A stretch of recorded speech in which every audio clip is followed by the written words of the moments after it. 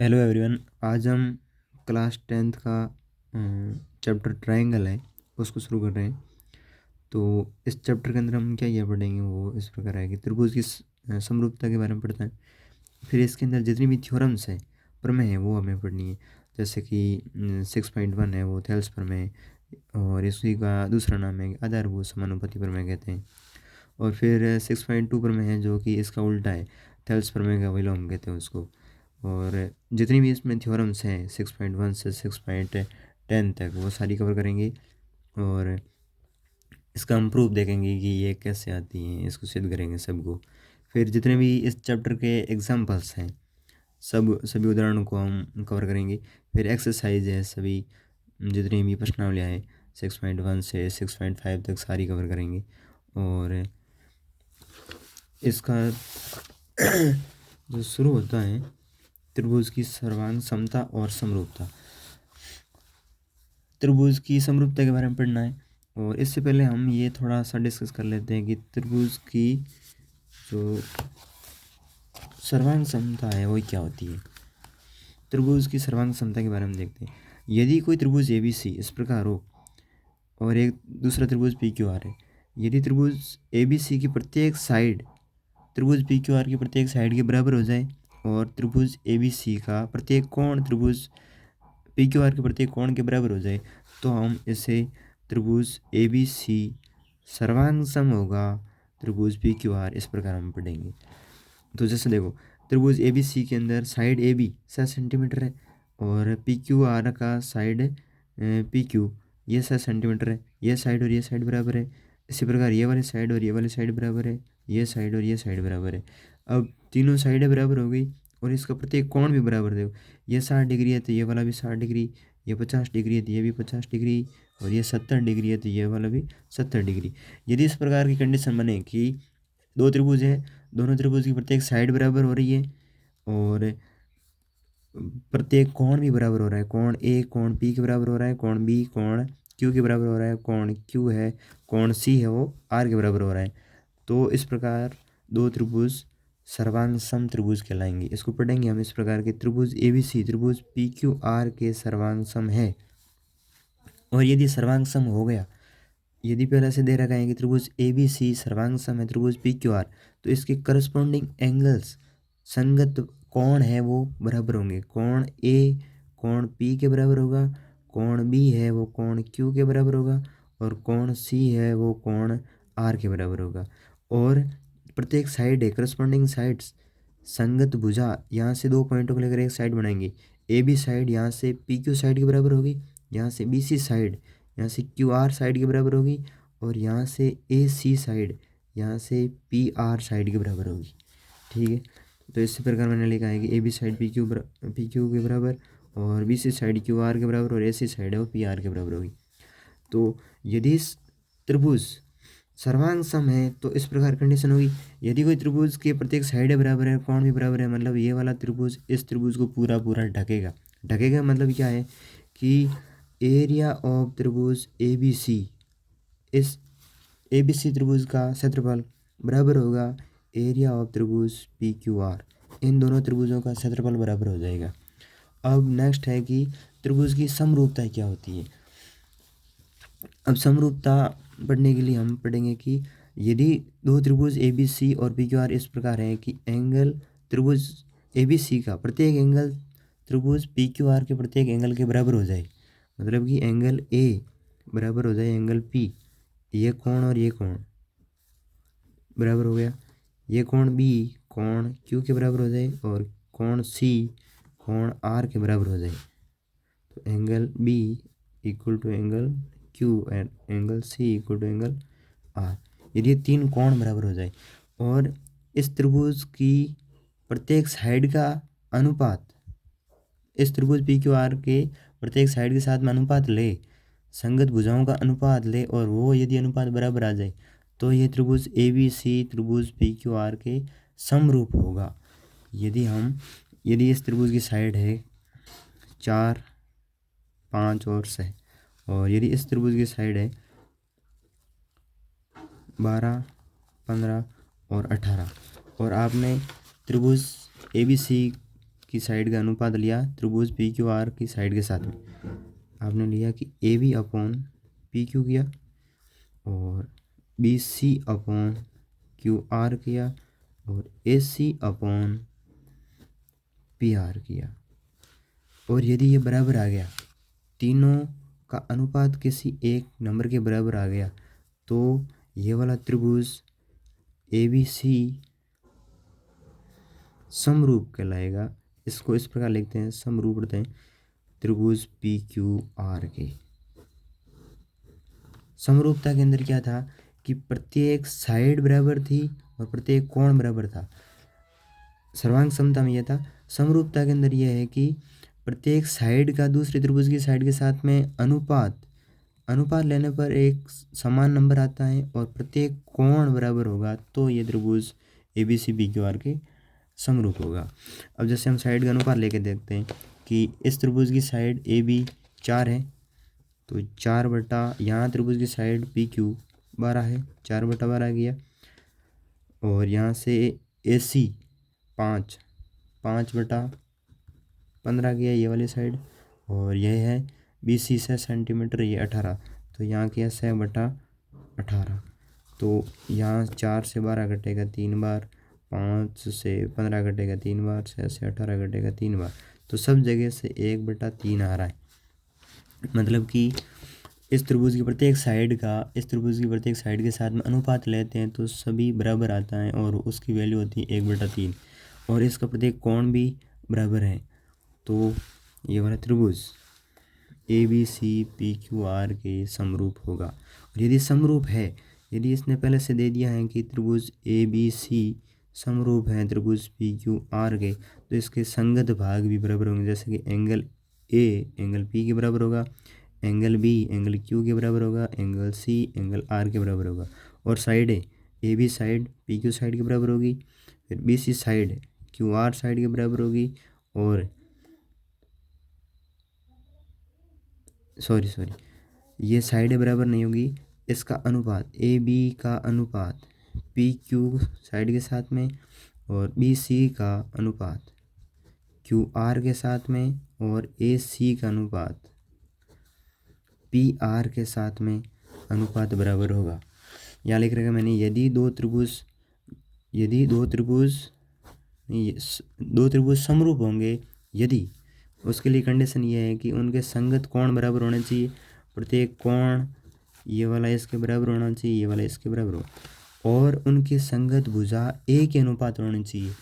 इनकी सारी भुजा ए बी का पी क्यू के साथ में अनुपात, ए सी का पी आर के साथ में अनुपात, बी सी का क्यू आर के साथ में अनुपात, ये अनुपात यदि बराबर है तो त्रिभुज पहला वाला दूसरे वाले त्रिभुज के समरूप होगा। ठीक है, आई होप गाइस ये समझ में आ गया होगी कि समरूप त्रिभुज के लिए जो जो कंडीशन है वो इस प्रकार होती है। देखो, यदि मैंने इस लैंग्वेज को इसको इस मैथमेटिकल फॉर्म में लिखा है कि यदि त्रिभुज A B C P Q R के समरूप हैं तो एंगल ए एंगल पी के बराबर होगा, एंगल बी एंगल क्यू के बराबर होगा, एंगल सी एंगल आर के बराबर होगा। ठीक है, और साइडों का अनुपात, ये तीन कोण तो बराबर होगा और संगत भुजा का अनुपात भी इस प्रकार बराबर होगा। ए बी का पी क्यू के साथ में, बी सी का क्यू आर के साथ में और ए सी का पी आर के साथ में अनुपात बराबर होगा। ठीक है, अब हम इसकी जो नेक्स्ट थ्योरम है पहली 6.1 थ्योरम, जिसको थेल्स प्रमेय कहते हैं, उसको देखते हैं, उसका स्टेटमेंट देखते हैं और उसको सिद्ध करते हैं। देखो, थेल्स प्रमेय, यहाँ इसका दूसरा नाम है आधारभूत समानुपाती प्रमेय। एग्जाम आ जाएगी, आधारभूत समानुपाती प्रमेय का कथन लिखिए और सिद्ध कीजिए, तो भी आपको वही लिखना जो थेल्स प्रमेय के अकॉर्डिंग होता है। तो ये प्रमेय क्या कहती है कि यदि किसी त्रिभुज की एक भुजा के समांतर, एक त्रिभुज ए बी सी, इस त्रिभुज की एक भुजा माना कि वो बी सी है के समांतर, यदि किसी त्रिभुज की एक भुजा के समांतर अन्य दो भुजा कौन सी, ए बी और ए सी, दो भुजाओं को भिन्न भिन्न बिंदुओं पर डी और ई पर प्रतिच्छेद करे कि करती हुई एक रेखा खींची जाए जो अन्य दो भुजाओं को एक ही अनुपात में विभाजित करे। इसके कहने का मतलब ये है, थेल्स के प्रमेय के अकॉर्डिंग ये कह रहा है कि यदि बी सी समांतर है डी, डी ई एक रेखा है जो कि अन्य दो भुजाएं बी सी त्रिभुज की ए बी और ए सी को डी और ई पर प्रतिच्छेद कर रही हैं और ये डी ई रेखा बी सी के समांतर है, तो ये थेल्स प्रमेय के अकॉर्डिंग ये होगा कि ए डी का अनुपात लेंगे हम ए डी बटा करेंगे डी बी और ए ई बटा करेंगे E C, A D upon D B और बराबर होगा ये ए ई अपॉन ई सी के। यदि ये रेखा इसके समांतर है तो इसका अनुपात होगा वो समान अनुपात होगा। इसके कहने का मतलब ये है कि इसको एग्जाम्पल से समझते हैं। एक त्रिभुज है ए बी सी और एक रेखा इस प्रकार जा रही है डी ई। यदि डी ई रेखा बी सी के समांतर है तो इसका इसके साथ में इस साइड का इसके साथ में अनुपात होगा वो बराबर होगा, ये सिद्ध करना है। तो जैसे मैं एग्जांपल लिया कि 4 है ये और ये है 5 और ये ले लिया कि 16 है और ये 20 है। इसका हम अनुपात लेके देखते हैं। जैसे यहाँ 4/5 किया और यहाँ आप इस साइड का आप लोगे कि ए या अनुपात ई सी वो होगा 16/20। 16/20 को आप 4 से काट सकते हो, 4 बार कटेगा और ये कटेगा 5। तो यहाँ से भी अनुपात आ रहा है 4/5 और आपने इस साइड का ए डी अनुपात डी बी किया था वो भी 4/5 आ रहा है। यदि ये रेखा समांतर है तो इसका अनुपात ये बराबर होगा, ये थेल्स प्रमेय ये कह रही है। ठीक है, तो इसको हम सिद्ध करते हैं कि थेल्स प्रमेय में यदि दो रेखा समांतर है तो ऐसा ही होता है। इसको कैसे प्रूव करेंगे? हमें पता है कि जब दो समरूप त्रिभुज होता है तो उसके प्रत्येक कोण बराबर होते हैं और उनके साइडों का अनुपात होता है, संगत भुजाओं का अनुपात वो भी बराबर होता है। यहाँ इस फिगर के अंदर दो त्रिभुज बनते हुए दिख रहे हैं। एक त्रिभुज, दोनों को मैं अलग अलग बना रहा हूँ। एक त्रिभुज है ए डी और ई और दूसरा त्रिभुज है बड़ा वाला त्रिभुज ए बी और सी। ए डी ई वाला ये वाला त्रिभुज और ए बी सी ये बड़ा वाला त्रिभुज। अब देखो, जब दो समांतर रेखाओं को एक तिर्यक रेखा काटती है तो उनके संगत कोण होते हैं वो बराबर होते हैं। यदि थीटा है तो ये वाला कोण भी थीटा होता है। तो यहाँ देखो, ये दो समांतर रेखा है, आपने पहले मानी ये समांतर रेखा है, तो ये वाला कोण थीटा, ये वाला कोण भी कितना होगा? थीटा। और यदि ये ई अल्फा है तो सी भी अल्फा होगा। ठीक है, मतलब ये डी पर बनने वाला ये थीटा है तो बी पर बनने वाला कोण ये भी थीटा होगा और ई पर बनने वाला कोण ये अल्फा है तो ये अल्फा और ये सी पर बनने वाला कोण ये भी होगा अल्फा। और यहाँ पर ए है और यहाँ पर भी ए है तो ए कोण तो हो गया कॉमन, ए कोण कॉमन हो गया। और जैसे ही तीनों कोण बराबर हो गए, तीनों कोण बराबर हो गए कि एंगल ए बराबर एंगल ए है और एंगल डी बराबर एंगल बी हो गया और एंगल ई बराबर एंगल सी हो गया। तो ए नियम से नियम से त्रिभुज A B A D E समरूप हो जाएगा त्रिभुज ए बी सी के। जैसे ही त्रिभुज समरूप हो गया ए नियम से, ये छोटा वाला त्रिभुज इस बड़े वाले त्रिभुज के समरूप हो गया। समरूप होते ही यदि त्रिभुज समरूप हो जाता है तो उनके संगत भुजाओं का अनुपात बराबर हो जाता है। यहाँ से ए डी साइड लेंगे, ए डी साइड का यहाँ से ए बी साइड के साथ में अनुपात और ए ई साइड का ले सकते हैं हम ए ई साइड का ए सी साइड के साथ अनुपात, ए ई साइड का ए सी साइड का अनुपात साथ में अनुपात लेंगे तो बराबर होगा। इसको हम समीकरण 1 माना। यदि इस प्रकार है तो इस समीकरण 1 को हम उल्टा कर दें, यहाँ से A B upon A D लिख दिया इसको और इसको ए सी अपॉन ए ई लिख दिया। इसका अंश का हर कर दिया, हर का अंश कर दिया तो ये मिलेगी। और इसमें हम दोनों पक्षों में -1 करेंगे, दोनों पक्षों में से 1 घटाने पर,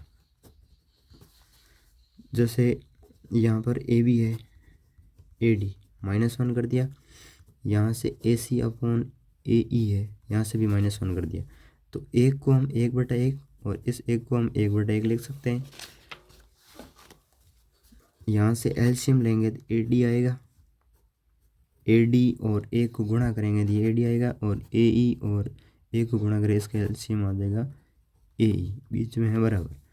तो पहले हम इस ए डी के अंदर ए डी का भाग देंगे तो 1 बार जाएगा, उस 1 को ए बी से गुणा करेंगे तो यहाँ ए बी आएगा, और इस ए डी के अंदर 1 का भाग देंगे तो ए डी बार जाएगा, ए डी को 1 से गुणा करेंगे तो ये ए डी आएगा।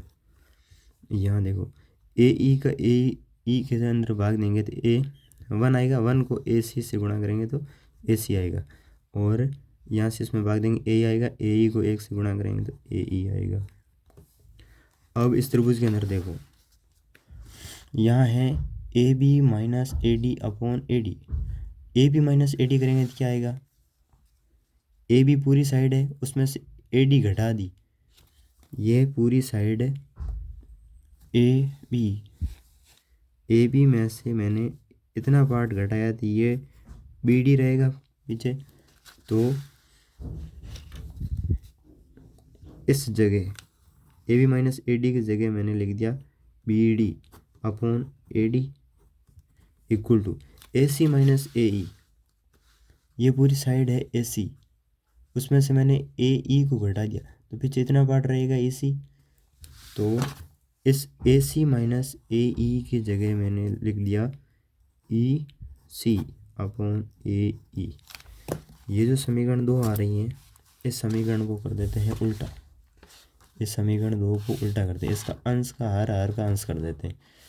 ये था समीकरण 2 को मैं यहाँ ऊपर लिख रहा हूँ वापस, B D upon A D बराबर ए सी अपॉन ए ई। ठीक है, इसका क्रम उल्टा करने पर A D upon B D equal to A upon E C. ठीक है, और इसी को हमको सिद्ध करना था, ये था A D upon D B, याद देख A D upon D B बराबर में ए अपॉन ई सी, बराबर में ए अपॉन ई सी। तो ये सिद्ध करना था, ये सिद्ध हो गया, हैंस प्रूव्ड। ठीक है, इसका हम एग्जाम्पल लेते हैं। तो इसके हम 2 एग्जाम्पल लेते हैं कि एक त्रिभुज है ए बी सी, जिसमें डी ई साइड है वो डी ई भुजा बी सी के समांतर है। ठीक है, और इसमें दिया है कि ए से डी की डिस्टेंस है 3 सेंटीमीटर, और डी से बी की डिस्टेंस है 7 सेंटीमीटर, ए से ई की डिस्टेंस है 15 सेंटीमीटर, और तो आपको ई से सी की डिस्टेंस एक्स है वो आपको याद करनी। तो हमें पता है थेल्स थ्योरम से, यदि त्रिभुज में इस प्रकार व्यवस्था हो कि D E side B C के समांतर हो, यदि इस प्रकार कंडीशन हो तो वाली कंडीशन के अंदर आता है। तो ऐसा होता है थेल्स प्रमेय से कि A D upon D B ये बराबर होगा ए ई अपॉन ई सी के। तो ए डी का मान कितना है 3, डी से बी का मान डी बी का मान है 7, ए से ई का मान दिया है 15। तो ई सी का मान आप याद कर सकते हो कि ई सी यहाँ गुणा हो जाएगा, तो 3 ई सी बटा 7 बराबर 15, यहाँ 7 भाग में है तो 3 ई सी बराबर 15 गुणा 7, तो ई सी बराबर हो जाएगा 15 गुणा 7 बटा 3, 3 से 15 काट हो गया 5 बार, तो ई सी का मान हो जाएगा 5 गुणा 7 बराबर 35 सेंटीमीटर। तो ई सी का मान एक्स का मान आ गया यहाँ 35 सेंटीमीटर। इसी प्रकार ये सेकंड एग्जांपल है, इसको सिद्ध करते हैं, सोल्व करते हैं।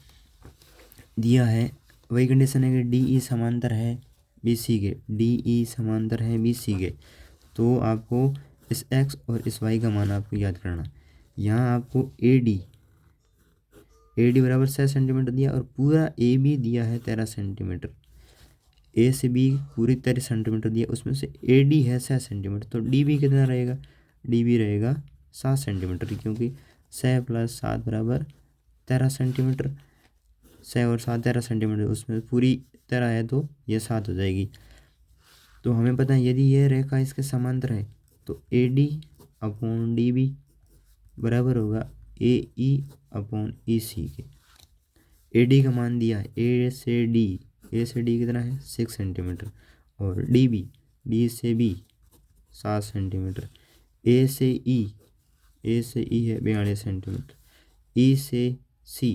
ई से सी है वाई। तो वाई का यहाँ गुणा कर दो 7, यहाँ 42 के साथ में गुणा हो जाएगा, और से इंटरचेंज कर दो, से यहाँ आ जाएगा, वाई यहाँ चला जाएगा, तो वाई इक्वल टू 42 गुणा 7 और 6 यहाँ बटा में आ जाएगा। तो ये 7 से 42 कटेगा 7 बार, 7 को 7 से गुणा करेंगे तो वाई बराबर आएगा 49 सेंटीमीटर। और हमें एक्स भी याद करना है, एक्स पूरा ए से सी है, ए से सी, ये एक्स बराबर ए सी है, और ए सी है ये ए ई प्लस ई सी। ए ई कितना दिया है 42 सेंटीमीटर, प्लस ई सी आपने निकाला है 49 सेंटीमीटर। तो 9 2 11 हासिल 1 4 4 8 और 1 9, 91 सेंटीमीटर आ जाएगा एक्स का मान। ये पूरी ए से सी ये हो जाएगी 91 सेंटीमीटर। ठीक है, आई होप ये थेल्स पर में आपको समझ में आ गई होगी। हमने 2 एग्जाम्पल भी कर दिए, इसका प्रूफ भी देखा।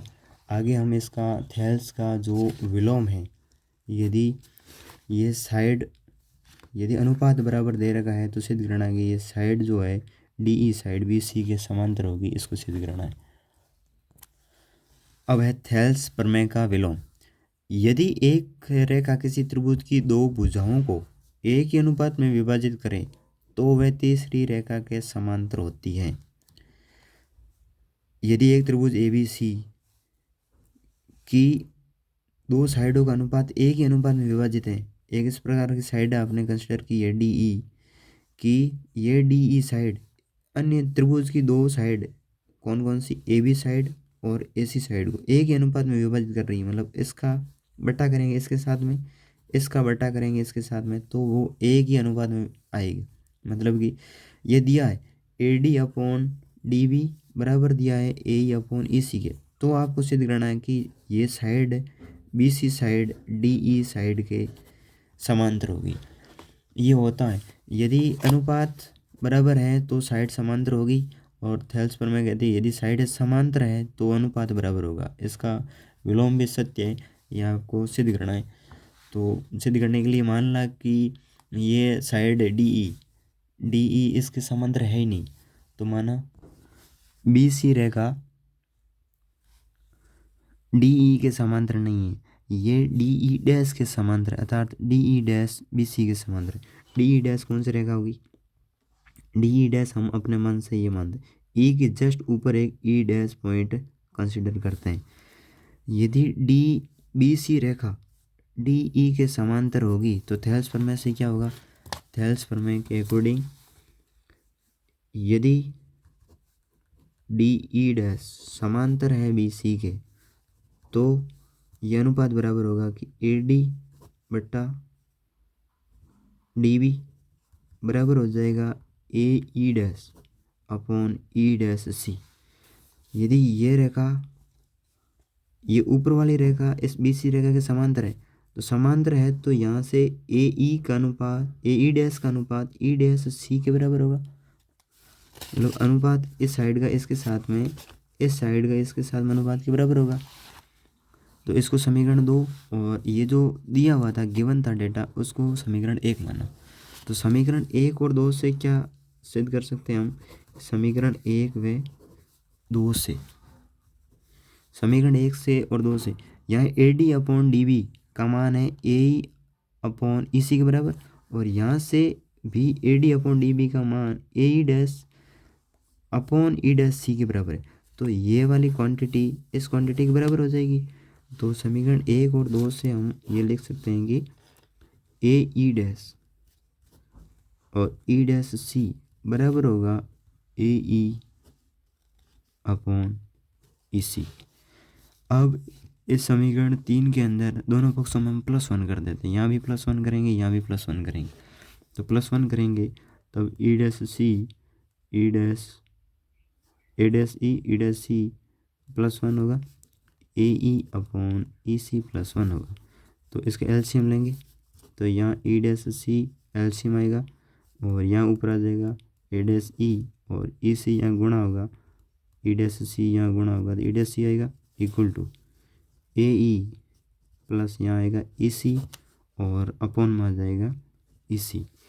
अब देखो A'(E) है यहाँ AE' plus E'(C AE' plus E'(C, तो ये पूरी AC बनेगी।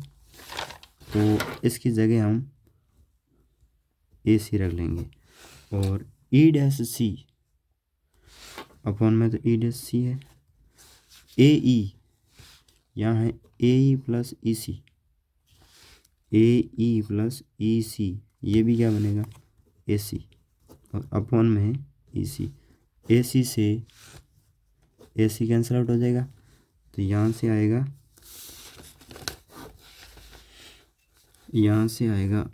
1/E'(C बराबर होगा 1/EC के। और इसको हम उल्टा करेंगे, अंश का हर अंश हर का अंश, मतलब दोनों तरफ हम 1/, करेंगे तो ये हो जाएगा E'(C बराबर EC। अब देखो ये दोनों दूरियां बराबर आ रही हैं, मतलब E'(C से E'(C और EC ये दोनों बराबर आ रही हैं। E' से C और E से C, यहाँ से ये की दूरी और यहाँ से ये वाली दूरी, यदि ये दूरी बराबर है, ये कह रहा है ये 5 सेंटीमीटर तो ऊपर वाली भी 5 सेंटीमीटर होगी, तो ऐसा तो पॉसिबल नहीं है। ऐसा पॉसिबल तभी होगा जब ये E' के ऊपर ही पॉइंट होगा। तो यहाँ पर E' व E समपाती बिंदु होंगे, एक ही जगह पर स्थित होंगे। और यदि E' के ऊपर आ गया मतलब ये रेखा कौन सी बनेगी DE, तो DE रेखा समांतर हो जाएगी BC के। तो आपने मान के चलेगी DE' BC के समांतर है, तो DE' की जगह हम लिख सकते हैं E, तो ये समांतर हो जाएगी BC के। तो आपने सिद्ध कर दिया कि यदि ये दिया हुआ है तो DE समांतर होगी BC के। तो थेल्स प्रमेय का विलोम भी सिद्ध हो गया। अब हम इसके जो एक्सरसाइज के एग्जाम्पल हैं उसको सॉल्व करते हैं। एग्जाम्पल नंबर 1 के अंदर ये कह रहा है कि त्रिभुज ABC के अंदर यदि DE समांतर है BC के, DE रेखा समांतर है BC के, तो आपको सिद्ध करना है कि AD अनुपात पूरा AD का अनुपात लेंगे AB के साथ में, AD अनुपात AB और AE अनुपात AC ये बराबर होगा, ये सिद्ध करना है। तो हमें पता है कि थेल्स प्रमेय क्या कहती है कि DE ये वाली रेखा इसके समांतर है, तो अनुपात जो अन्य दो साइड है वो समान अनुपात में विभाजित होगी। यदि ऐसा है तो थेल्स प्रमेय से होगा कि AD/DB बराबर होगा AE/EC। इसको समीकरण 1 माना।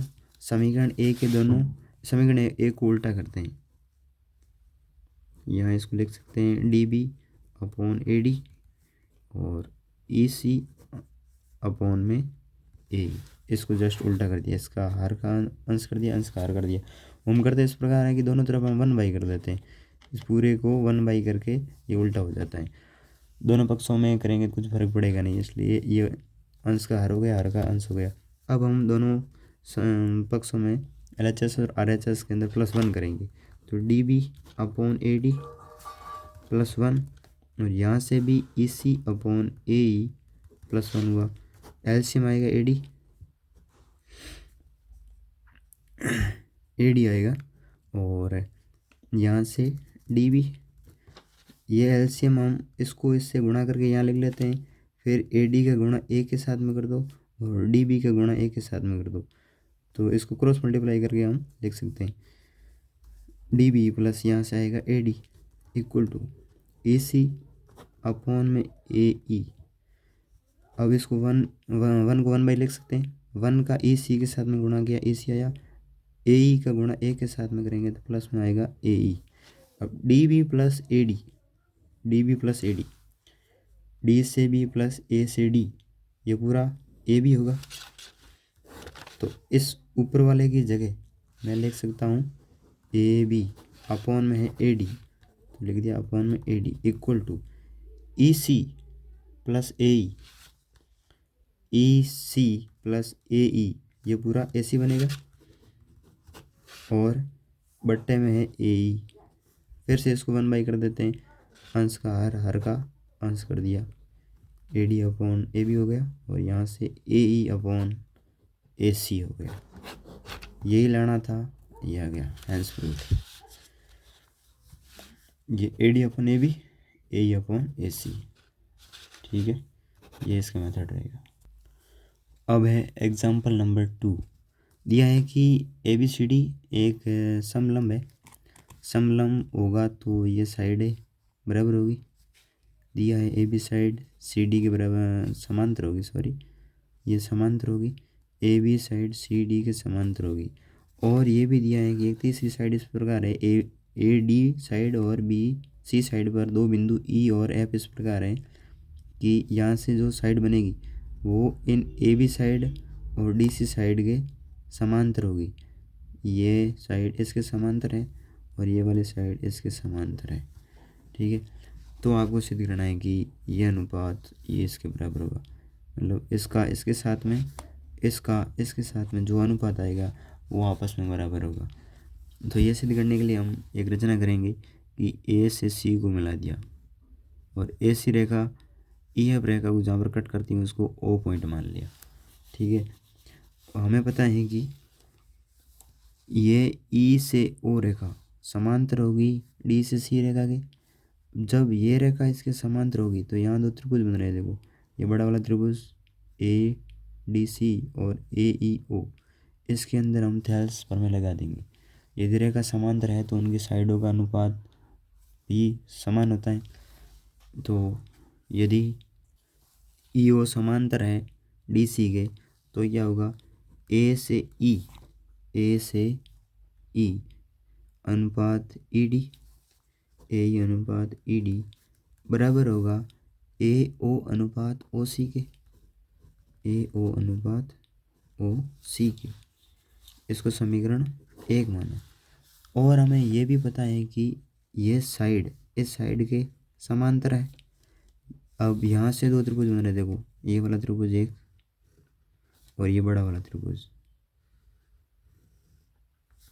इन दो त्रिभुजों में ये साइड और ये साइड समांतर है।